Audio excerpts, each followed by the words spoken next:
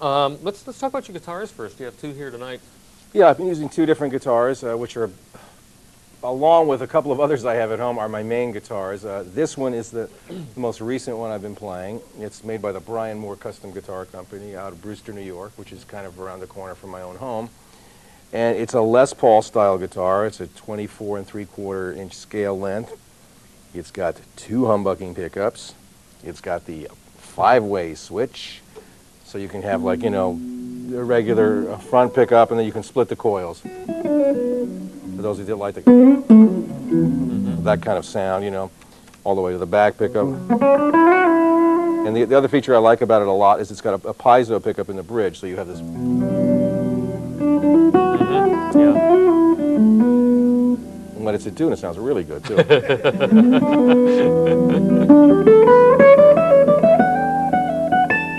For many years, I was using a Roger Sadowski Telecaster style guitar, which is still a wonderful instrument that I still use every chance I get. I've just been using this one more. The other instrument, which is to your right, which is a handmade, totally handmade instrument by a luthier in New York named Rick McCurdy. And it's really an unusual guitar. I think he calls this his Perfecta model. And what it is, it's a hollowed out, thin-bodied guitar. It's a 25.5-inch scale, or 25-inch scale, I guess. It's like an L5 scale. Okay. And inside, the F-holes are inlaid, so they're closed, so there's no openings, but the guitar's hollow.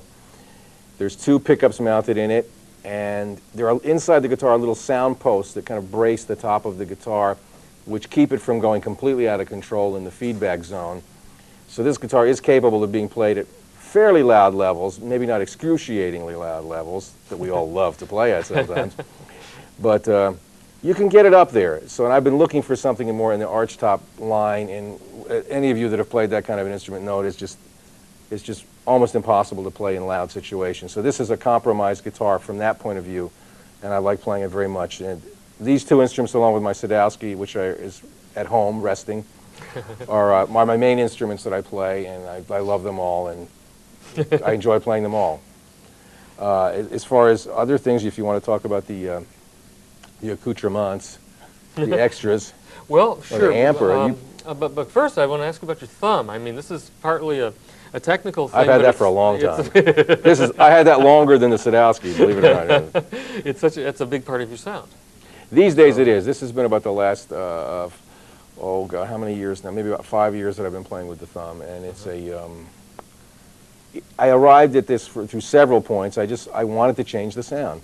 Like, I've always experimented with different effects. I had a period where I played guitar synthesizer.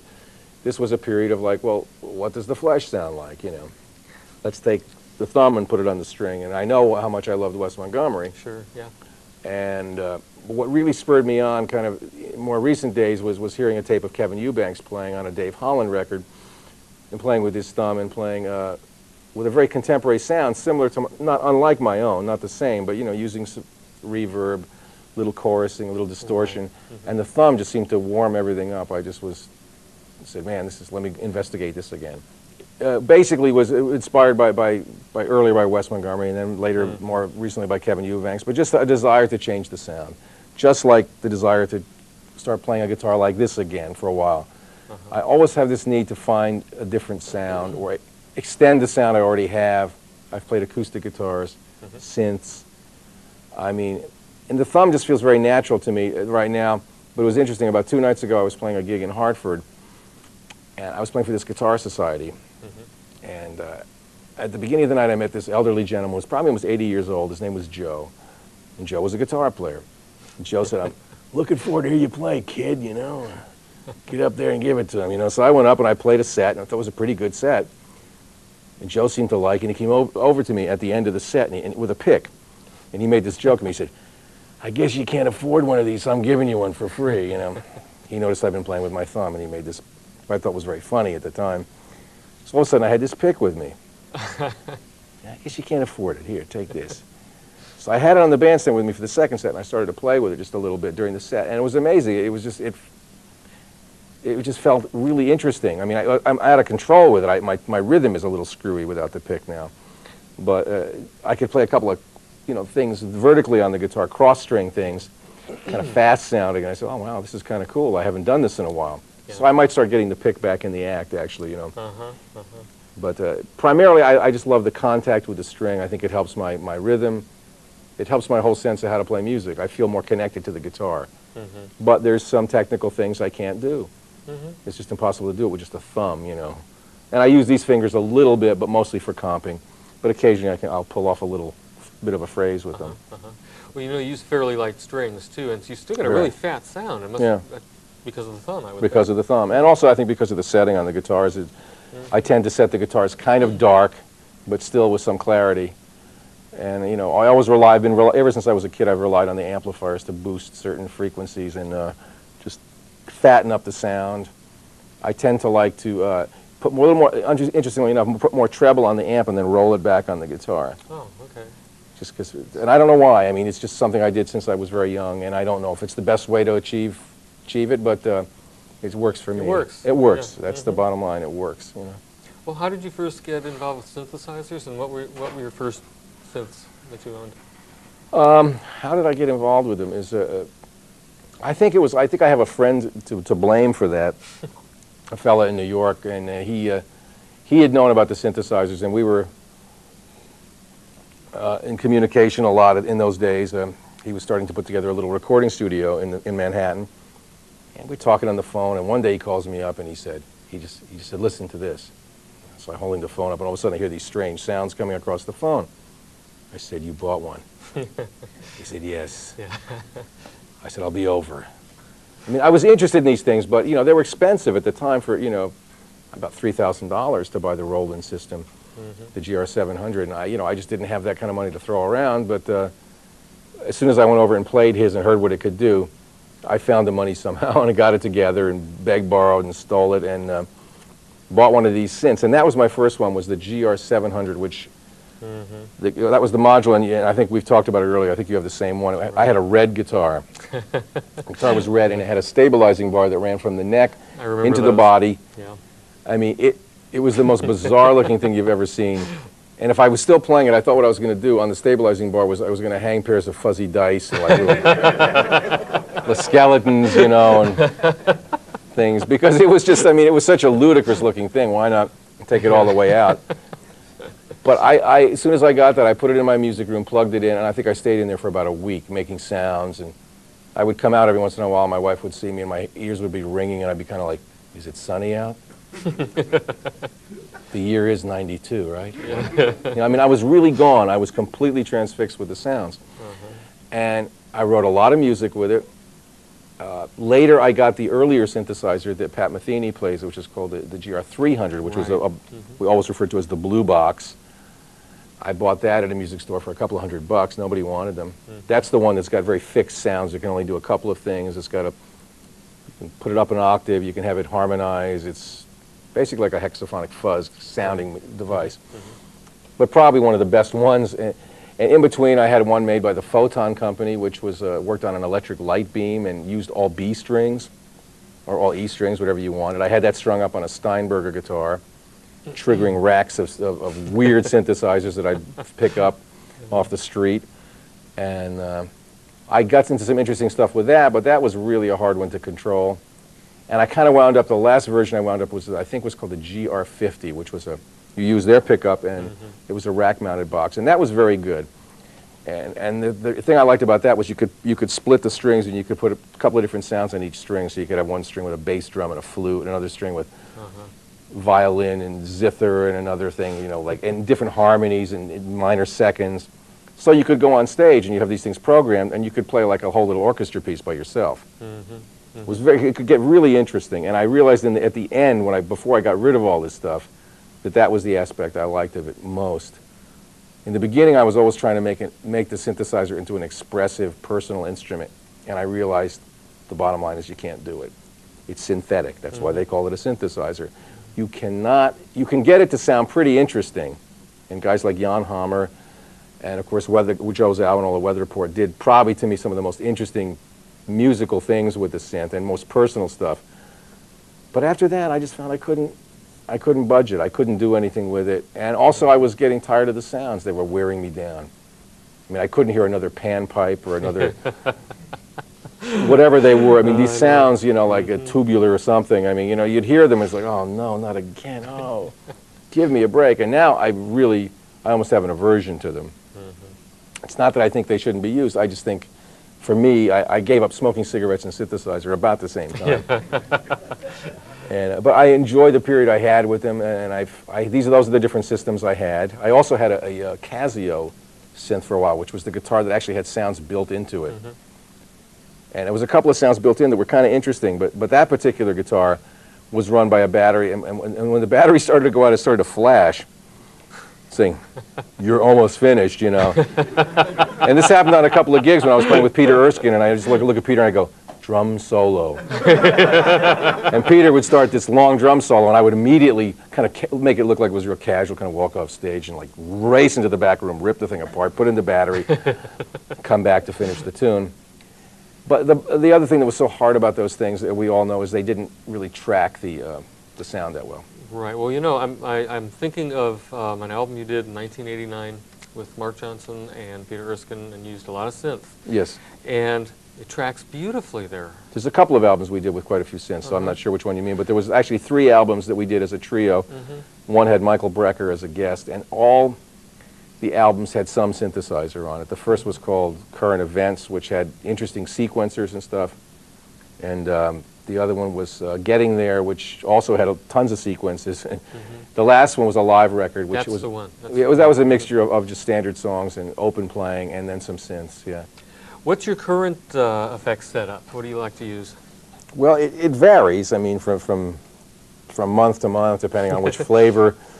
I always tend to have a little distortion box on hand, but the basic unit is this rack, which, if I can, I take it on the road with me. Sometimes I'm not able to, and I have to wind up playing the amp du jour.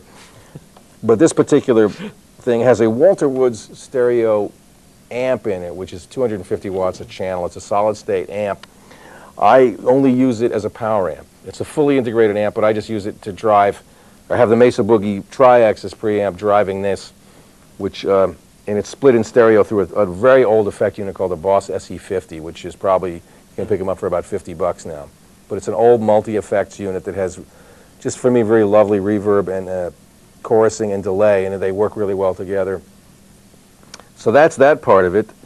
Behind me there's Mesa Boogie cabinets. They're traditional ones you can buy in any music store. They have the Mesa Boogie speakers in them. They're 12-inch open back cabinets. I like the open back as opposed to the closed. The sound seems to spread around and sound a little warmer to me, not as directional as a closed back. Yeah. I don't like that so much. And then on the floor, that varies. I mean, the piece of equipment or thing I almost always have, I feel naked without, is a volume pedal. I don't like to control the volume so much on the guitar. I mean, I like to be completely off, like that, or gradually bring it on for like sort of violin kind of swells, but also just in general, just to control my volume. And I know when it's back, nothing's going to happen unless I fall on it. In the middle right now is an old piece of equipment that I just found lying around. You know, you get these things and you put them away in a drawer, and then they resurface. And this is the ever popular delay unit.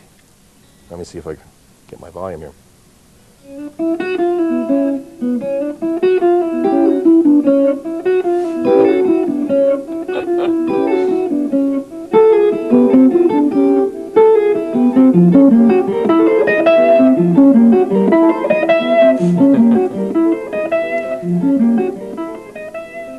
And this will go on for as long as I want it to go on, but I can use the volume pedal to remove it surgically. And then sitting next to its right is in this case, this is a distortion box made by Marshall. This particular one's called the Shredmaster. I don't know if it suits who I am. I don't consider myself a Shredmaster on a daily basis. But I like distortion boxes. The other one I had been using was, most recently, I've used a Tech 21, which is a nice little distortion box made in New York. Same people that make the Sands amp. Oh, okay. I've had a tube screamer. I've got a tube driver.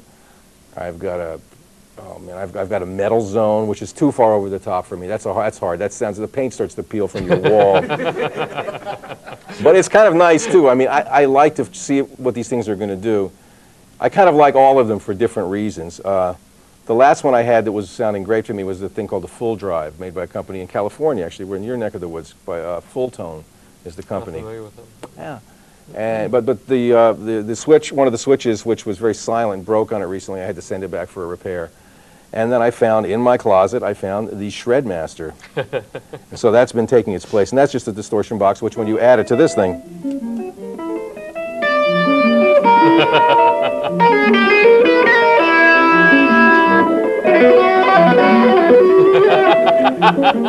this definitely is guaranteed to break your lease. You know. So that's another whole area I like to get into, which is, you know, basically it's so far removed from the standard tunes and the other stuff we've been talking about. Mm-hmm. But when a lot of my group stuff will include elements of this, you know. Right. I use some of this stuff just to color up the music. And at times I've used distortion quite exclusively. I use quite a bit of it.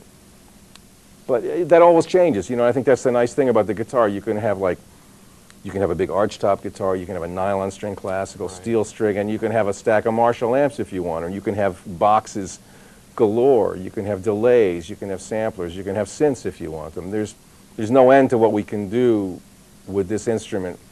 And I like to take advantage of it all, but it's also because I'm attracted to all the different sounds. It's not like, you know, some people just don't like the sound of a distorted guitar. I happen to love it. I mean, I heard a couple of guys practicing around here today, and after my break, man, I said, man, I actually wanted to go in and check out their gear. Yeah. You know, and that's kind of funny because you think, oh, this guy's supposed to be a jazz player, you know.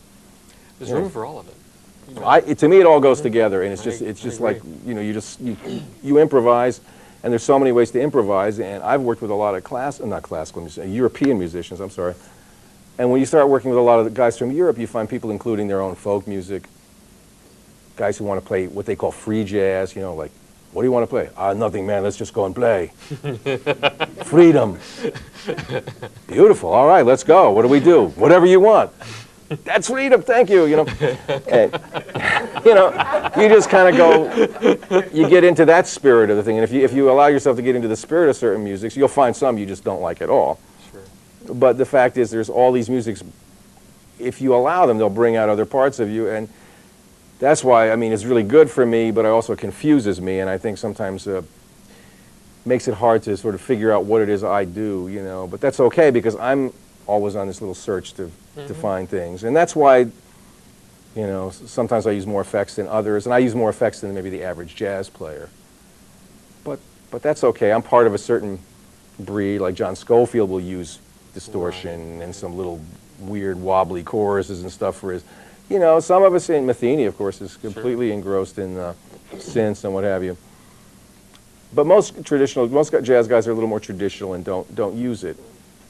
But I was sort of born on the cusp, you know. I'm on that little funny place where, you know, I started out as a bebop player, wanted to learn jazz, but then the fusion music hit, then Jimi Hendrix became to my attention, and John McLaughlin came on the scene, and all of a sudden Indian music, and I was taken with all this. And then I started to get back into jazz. You know, and you start to do all these different things, and your music it gets a lot of different color in it, but sometimes it's hard to organize it all. Sure. You know. Sure. Yeah, but we need people like you. You're the ones that break the ground for the rest of us. I don't know. Well, thanks. Well, great. I think, well, I know I've learned a lot tonight, and I think everybody in the room has. Let's give John Abercrombie a big hand.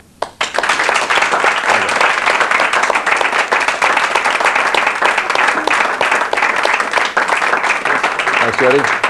How about it for Jody Fisher?